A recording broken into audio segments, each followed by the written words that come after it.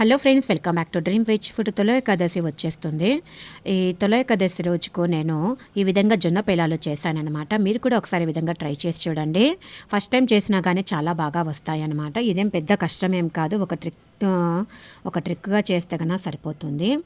అంటే ఈ విధంగా జొన్నలను మనము ముందు రోజు నైట్ నానపెట్టుకొని కన్నా చేసుకోవాలన్నమాట. ఈ విధంగా పేలాల మాదిరి బాగా వస్తాయన్నమాట. దీనికి ఆయిల్ కానీ బటర్ కానీ ఏం అవసరం లేదు, అవే బాగా వస్తాయి.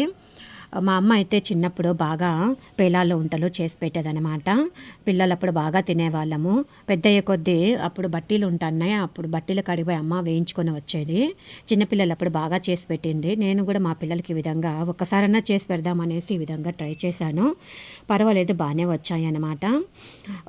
జొన్న పేలాల్లో వంటలు చేశాను. అదేవిధంగా జొన్నలు మిగిలింటాయి కదా, వాటితో కూడా ఈ విధంగా లడ్డు చేశాను. వీడియో నచ్చినట్టయితే లైక్, షేర్, సబ్స్క్రైబ్ చేసుకోండి. Thank you for watching.